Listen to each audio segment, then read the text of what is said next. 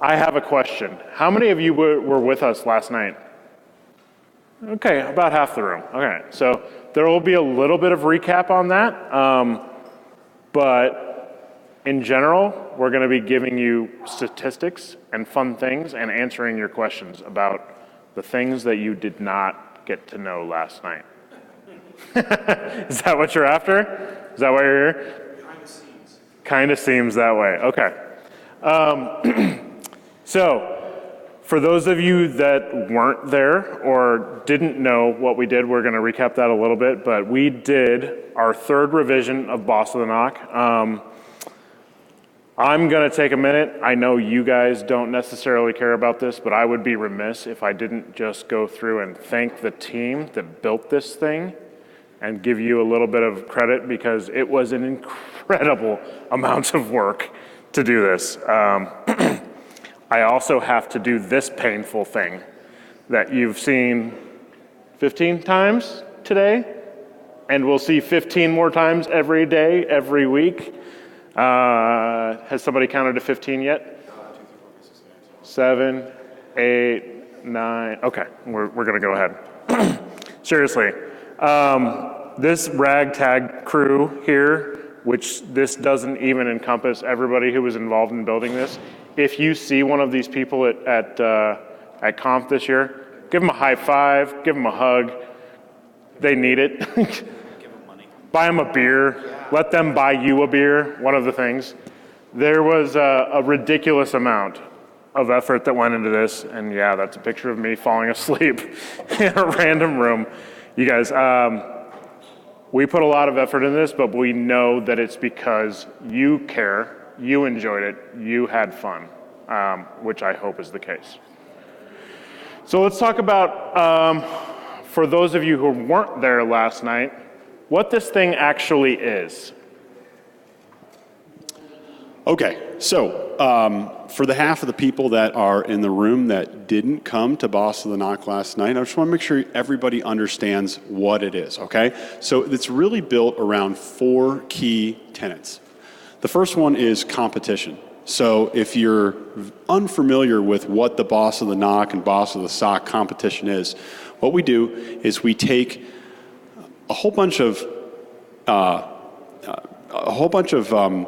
scenarios inside of an environment, and we break them. We break stuff in exactly the same way that it breaks in the real world, and we actually Splunk all of that data.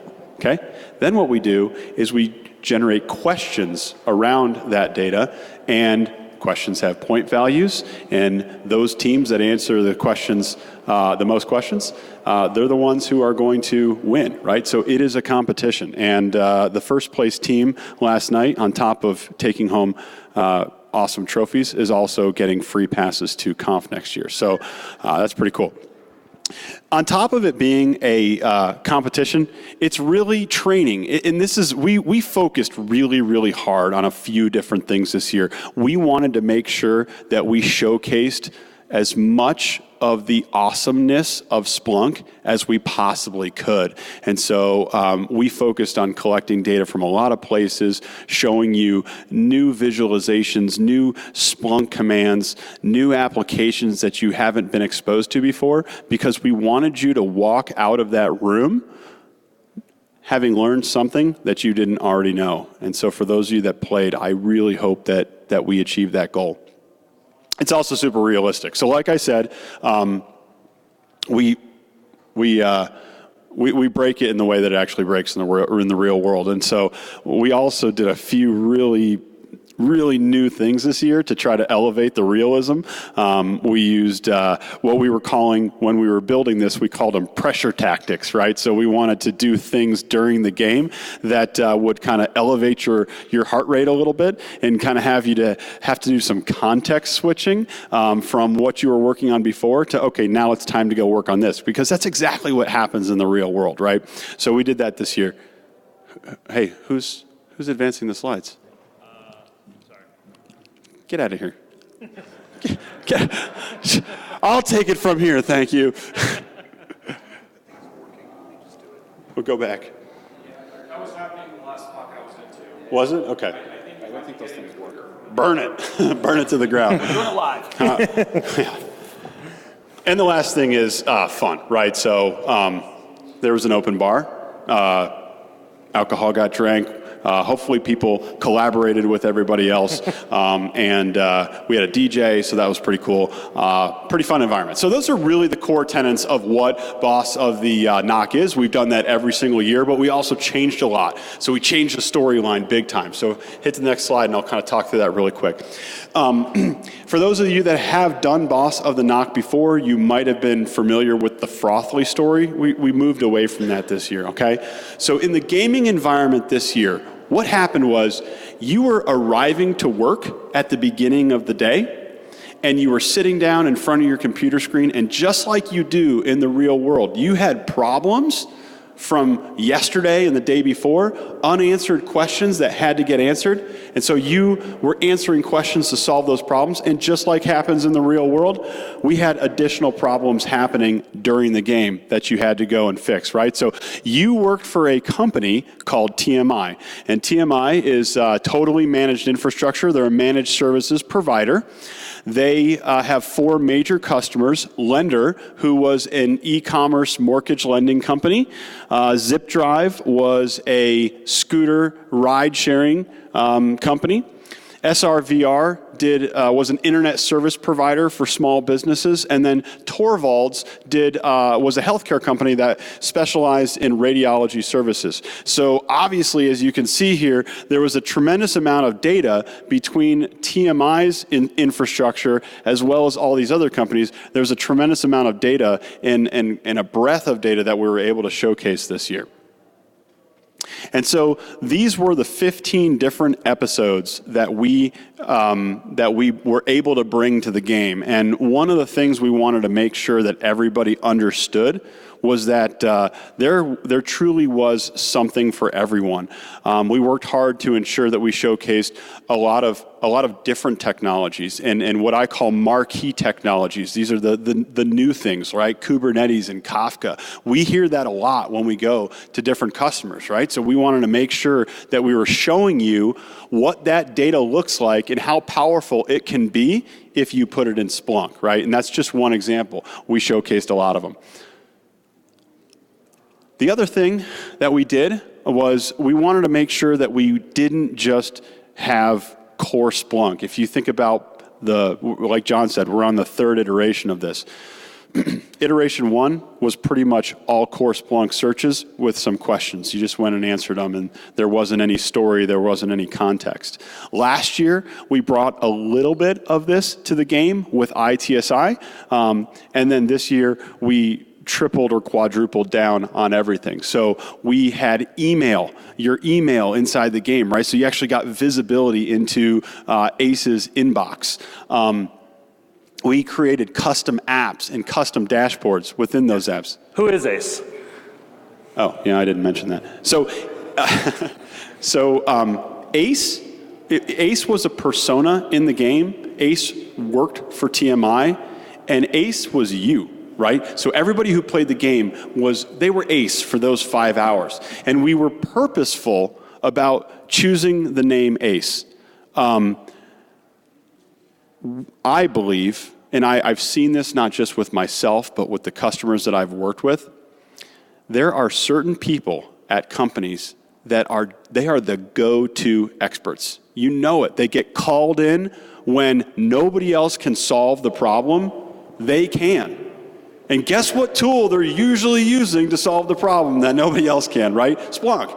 And so what we wanted to convey, the message we wanted to convey was that Boss of the NOC was for that person and people who aspire to be that person. And if you really understand Splunk and you really dig in and learn it and understand how you can navigate all of that machine data, I promise you, you can be the ACE of your company. So thank you for pointing out that I missed that. That was the importance of ACE. So we showed you ACE's inbox and who all the people were that were asking ACE questions and communicating all the problems that were happening. We developed custom apps and custom dashboards. Another thing that we did was, I don't know if you guys know this or not, but it's a Splunk best practice to not do everything in search and reporting.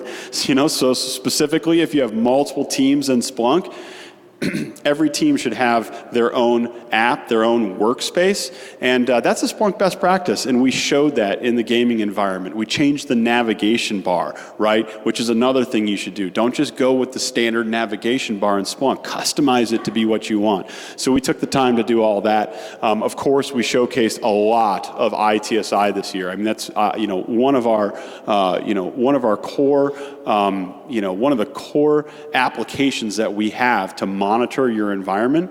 So we wanted to make sure you guys got to see every nook and cranny of ITSI. There is a reason this is all important, and it will be coming soon. So we had a lot of fun, but the intent of this was also to have a competition and make it serious and make it, competitive. And that's why we had those real-time scenarios dropping. But also we had a lot of people. We're really proud of the turnout that we had. We're really proud of the gaming experience that we tried to create. And that said, we did have some winners, so we want to talk about those winners. There are a couple of reasons you are here, right? You want to know stats about who won, and maybe a couple other things that we'll cover in a minute. So Controlware Conf was first place, Mixed Splunk Face, and then our reigning champions from the last year was Hurricane Labs in third place. So Mixed Splunk Face, that was an awesome name. I don't know that I've done a lot of these things on sites over the years. I'm sure I know John's done a lot more, but Mixed Splunk Face has got to be up top 10. So we had our first place winners from Controlware. Congratulations if you're here. Are you here? They're off. Oh, they are in the back. They're hanging out in the back. Yeah. Come on. Free passes to Conf next year. You can't complain about that, right? Now all you got to do is get to Vegas. We want to know what your strategy was for winning. They want to know what your strategy was for winning, so, you should tell us. Actually, I have a very serious question for those of you who played last night. Can you go back to the last slide? I want to point this out. The scoreboard here, we didn't know what the top possible score was going into this. We just still don't. Didn't. But that is more than double the points that anyone got in the two previous revisions of this game. 67,000 is amazing, which means you did a lot of work to get there. So congratulations again.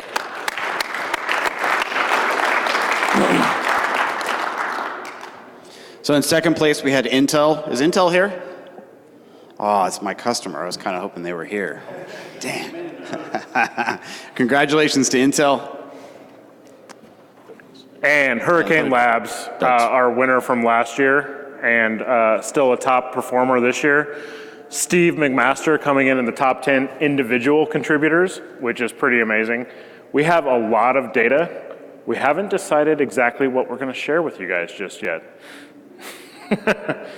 But that's part of what we're going to talk about today.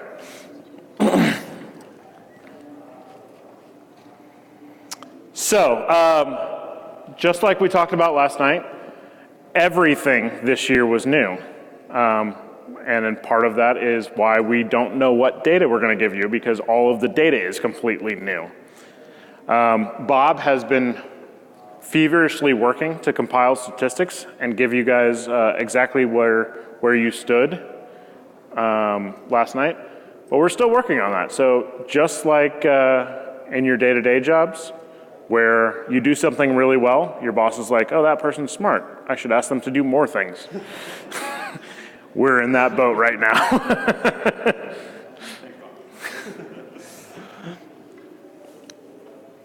But we do have some statistics. Okay, so one thing we did run, which is just amazing, of the 500 people that we had in the room last night, and the 400 people that actually answered questions, 398 people actually answered a question. Tried to answer a question with a 62% correct answer rate, I believe, which is just amazing. That statistic just blows my mind compared to the rest of this. So I'm really, really proud of all of you guys for showing up and doing that. We looked at each individual scenario to see where you guys spend all your time, and it seems like you're really interested in predictive analytics. Did anybody play the predictive analytics scenario last night? Yeah? No? Like one person? Did you play it 350 times? Because my so we're still sorting through that, and you will certainly have that information available to you. Some honorable mentions. I don't want to say somebody's name wrong. Guillaume. They're not in the room, so Guillaume. Mr. Roland. 2,444 individual searches, which is just amazing. Like, I don't even know how that happened. Somebody was automating that. Highest score by themselves, 34,000 points, which is the highest score, which is actually 2,000 points higher than the highest score we've ever had for previous versions of Boss of the NOC, individually, which is amazing. And someone, we just didn't want to put their name on this slide, managed to accumulate 3,480 penalty points. Well, guys, the penalty points are 10 points a question. 348 times someone got, that's why we didn't put their name on this slide. But we all know why you're really here, and that the rest of the session is going to be 100% about this. Okay, so one of the fun things that we did this year was we put some Easter eggs in the game. So what we said about the Easter eggs was they're obviously buried in the game on purpose. We had a fixed number of them, and we said, if you're going to know when you found an Easter egg. There's not going to be any ambiguity, right? And so that we're going to tell you what number Easter egg that was and what the answer was. So I don't have to do it, but would you guys like it if I showed you a couple of the Easter eggs that we buried in the game this year? Yes. Okay, all right. Thank God, because I actually don't know what to do if you said no. So, excellent. All right. All right, here we go. Thank you. All right. So, for those of you that weren't here last night, this screen here is Ace's email inbox. So many of these emails were in Ace's inbox right at the beginning of the game. You can see that there's a lot of bad stuff that's going on, but a little bit of good stuff too.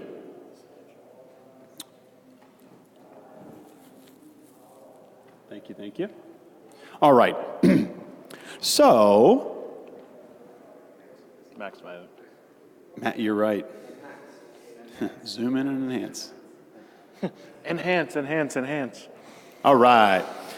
So if we're sitting here in TMI's home app and Ace's email, how many people thought to come over here? Let's look at some dashboards. And in this app, what do you... Oh, we don't need to click on that, do we? Okay, let's click on it. Nothing to see here. All right, so that was one of our Easter eggs that we hid in the game. This one was, I was actually surprised how many people got Easter eggs, found them, and got them. So that was pretty cool.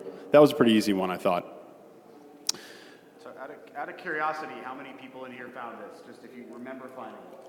All right, that's a good percentage, yeah. That's good. Okay, so I would consider that one of the easier Easter eggs, and so now I'm going to show you one of the harder ones. If I recall correctly, this Easter egg was found by only 2 people of the 500 that played last night. So, and I have to admit, I was going through this today, I was like, man, this one's really hard to find. I'm actually surprised anybody found it at all. So how would we find the second Easter egg?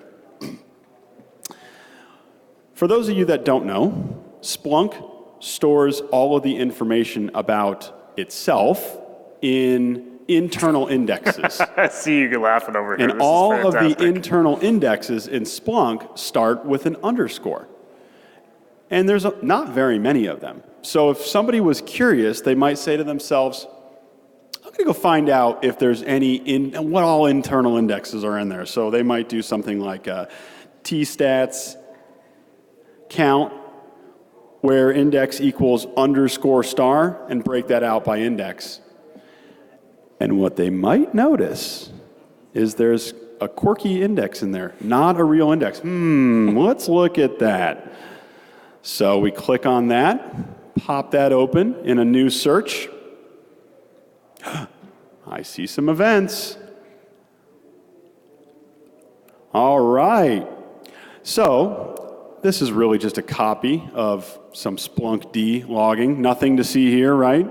So we'll look through this. I know something's quirky in here, right? Does anyone see it yet? There's a field. EE equals. EE.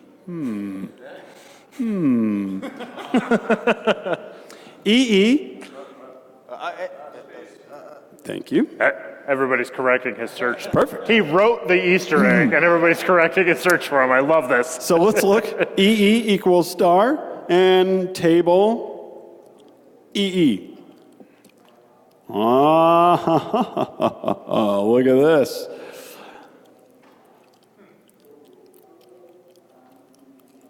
So it's backwards. Let's reverse it, just for fun.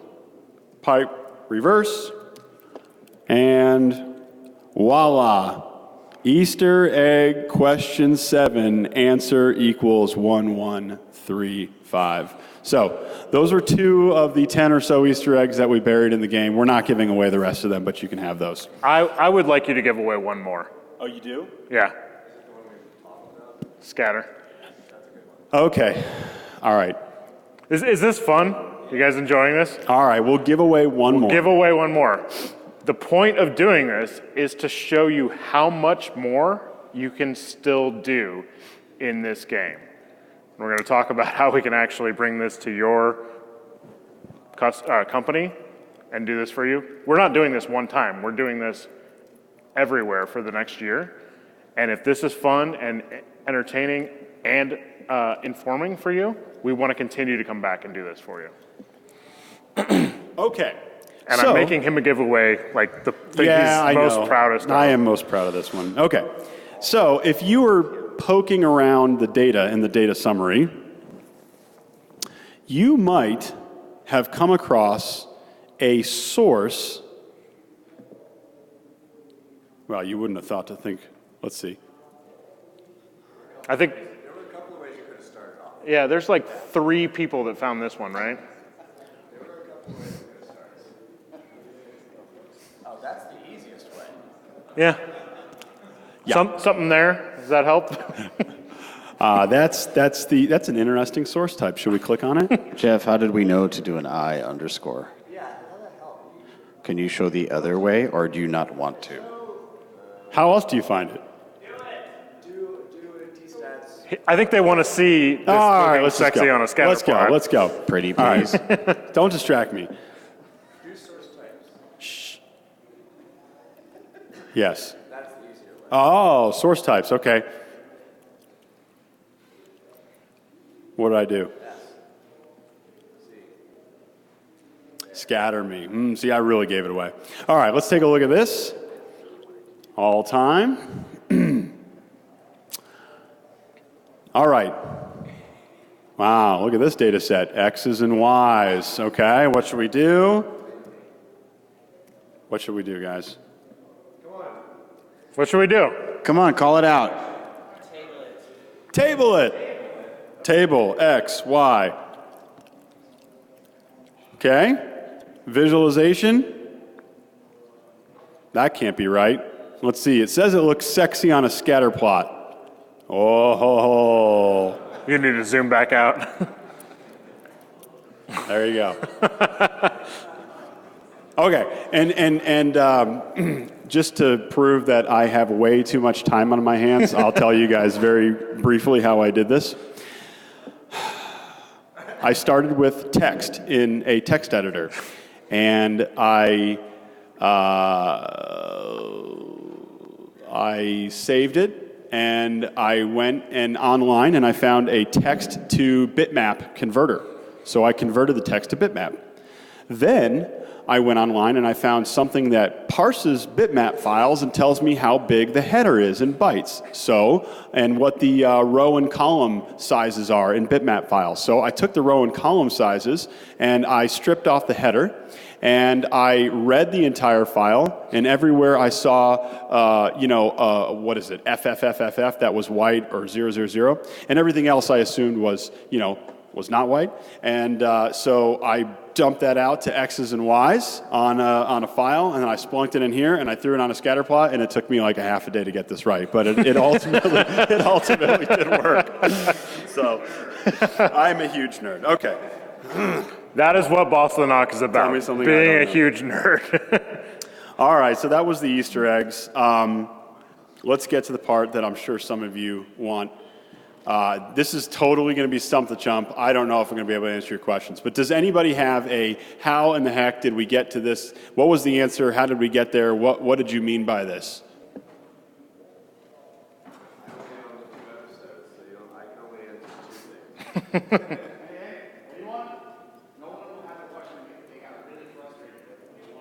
Everybody was able to answer every question last night. That's what I'm hearing. Huh? Yeah, the images. There was a scooter that was unregistered and then registered again. And I didn't get it. Registered and unregistered scooters. Okay. You picked one that we don't know.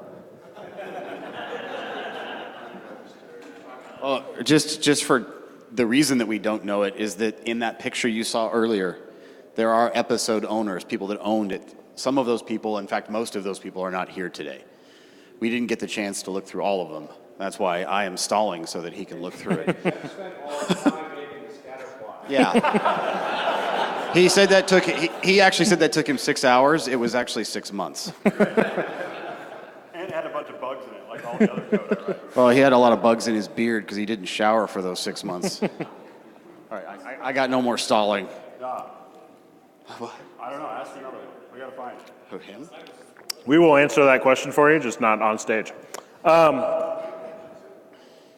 Really, finally, we are going to do a Q&A about questions if you have anything about that, but really the whole point that we want to bring home for you guys is that this is not just a conf thing. We're going to be doing this again and again and again. So if you want to do it again, if you want to have 3.1 of Boss of the NOC brought to your company that you think it would be you feel might be valuable, let us know. It's not going to cost you anything. We'll come out and we'll do it. It'll be fun. Fair? How many people here have done like a previous Boss of the NOC at their own company? So it's, guess what? We can do another one. You've definitely not done this version. Splunk user groups, yep. Very appropriate way to do that. We do that as well. User groups are going to be a little bit different, so you need to reach out to me. I'm Jay LeBaugh on the Splunk user groups Slack channel, or I'll give you a card, or botten@splunk.com. All of these things come to me, and we will find a way to make that work for you.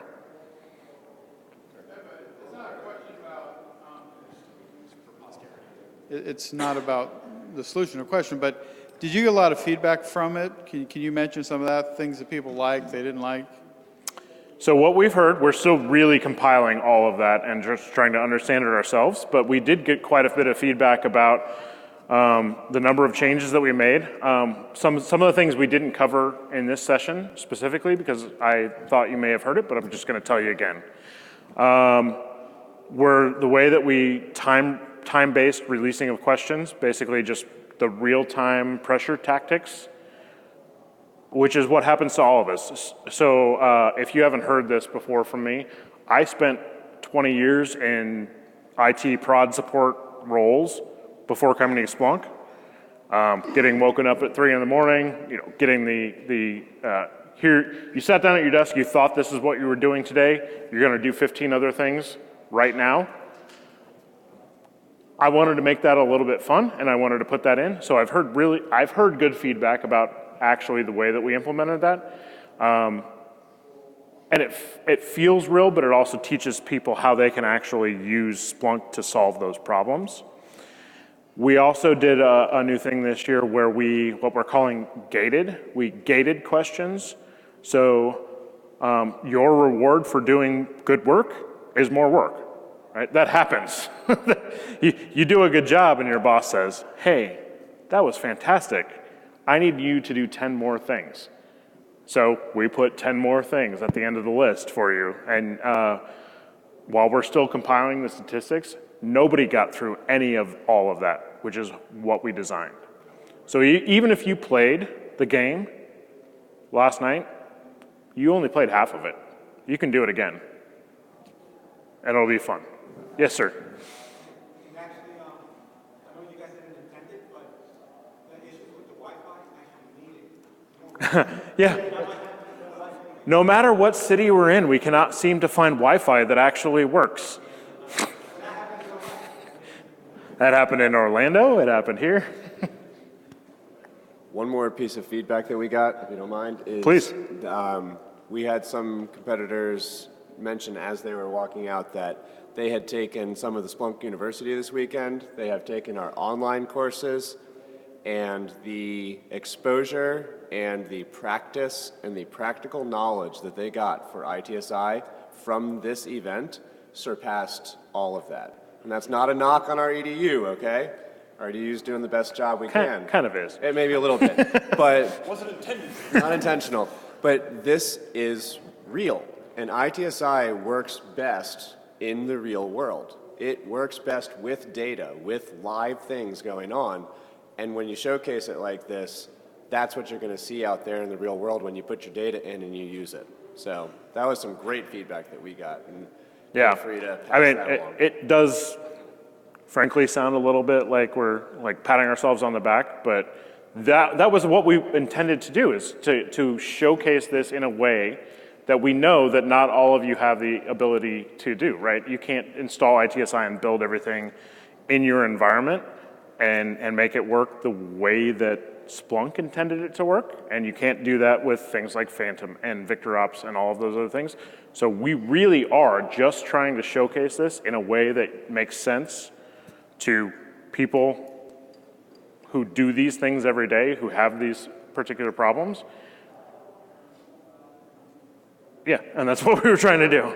So positive or negative, is there anyone that played the game that, based on everything we've said so far, has a different perspective, something they want to share? Oh, okay. How many of the Easter eggs actually got resolved? 8 of 13. 8 out of 13. Okay, cool. But there was one that nobody was going to get. Yeah, there's a couple in there that nobody will ever get. Never. So I have a special place in my heart for, like, we say we have something for everybody, okay? We do. We want you guys to learn things, but we're also nerds. So we put some hard things in there, and over the course of the next year, as people continually play Boss of the NOC, the first person that finds those things gets a special prize from me. Gets a special thank you for, I can't believe you actually found that, let's have a conversation, I'm buying you a beer. That type of thing. So we did put some of that in there, but the rest of it. You guys have seen how the loss challenge at DEF CON goes, right? Yeah. Somebody will find it eventually. Yep. I don't know about that one. There's one. There's one.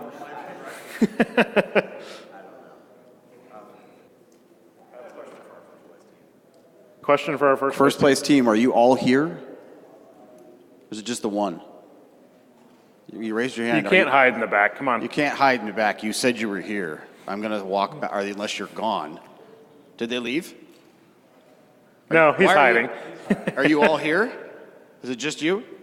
Okay, I have something for you and your team. So afterwards, come up. I've got something for you. Kurt, question right here. This is open forum.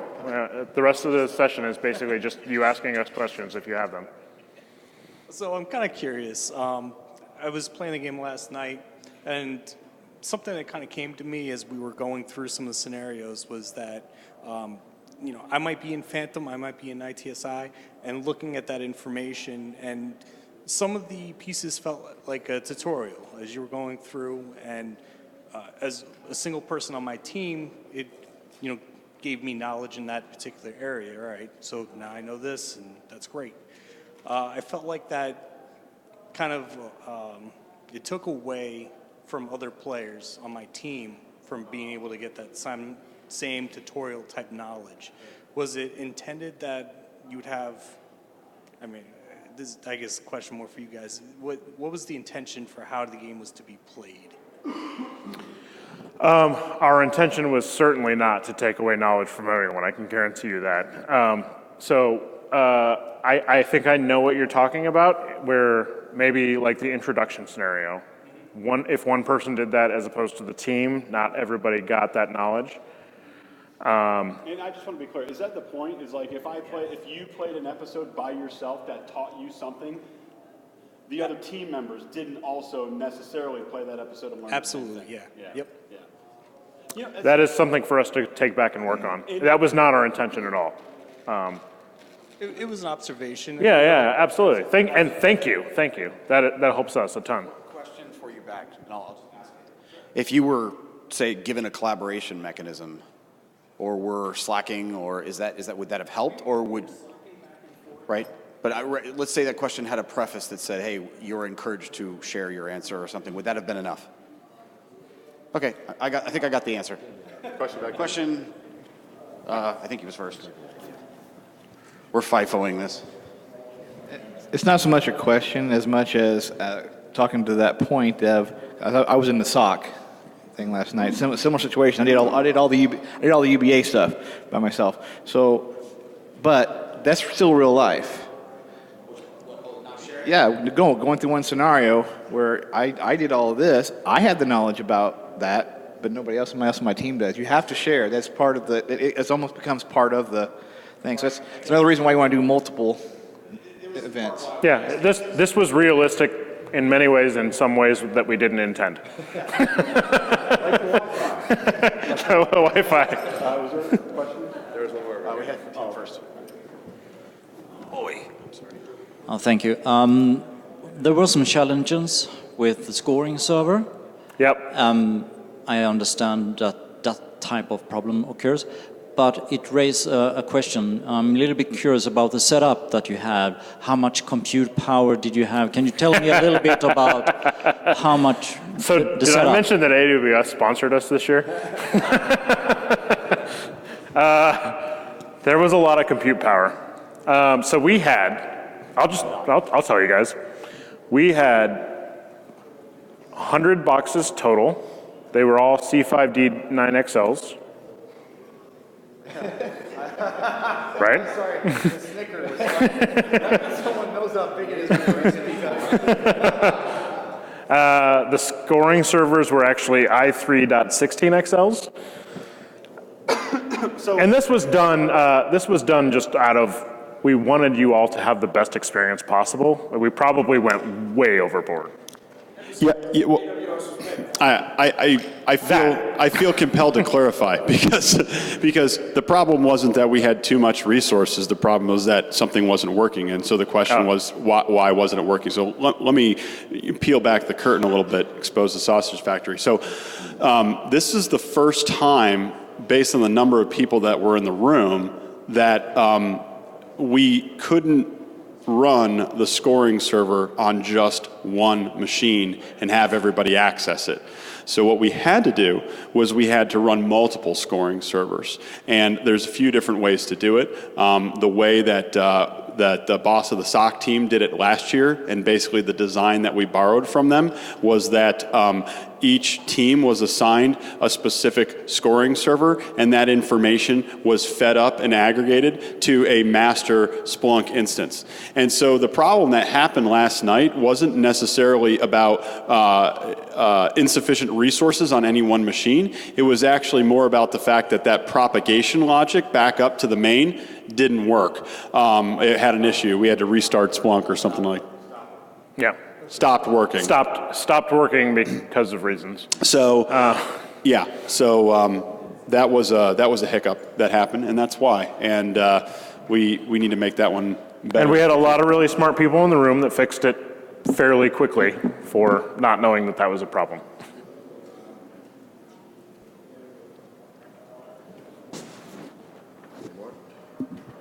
Do it again. Give me another question. What's up?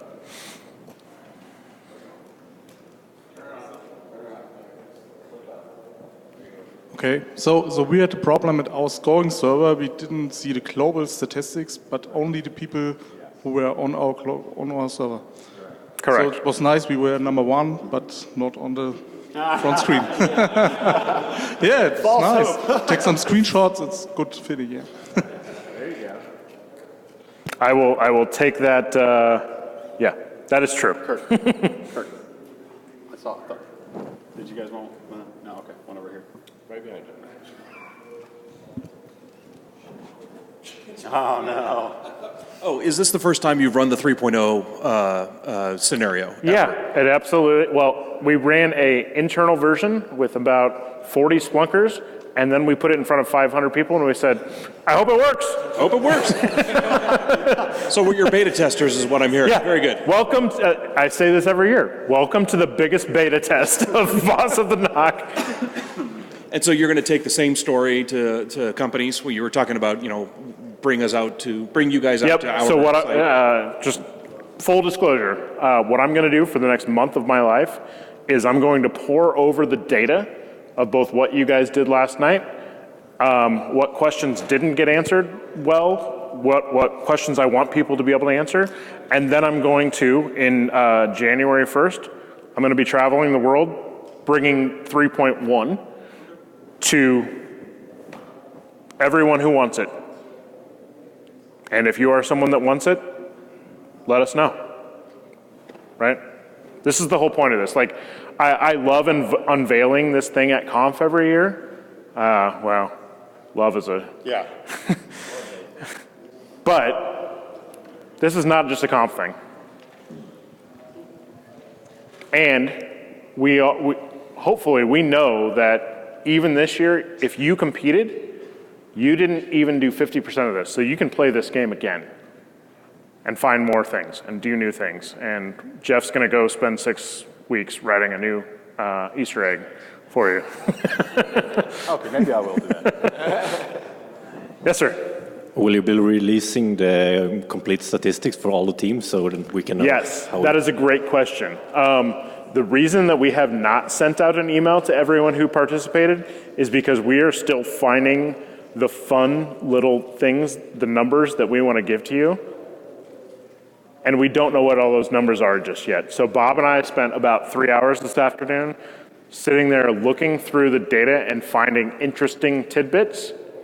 And there's also a little bit of this. We don't want to shame anybody either. So I'm going to do top 50 of some things, and then I'm going to do, redacted on other things. But if you were you will know if you were in the top 50 or 100 of anything, and yes, we will be giving those statistics for everyone. Anyone want to help me with some crazy SPL? Scripting some best calls and bash? Great. That sounds like your problem. Sounds like a Bob problem. Thanks for coming. Thank you, guys.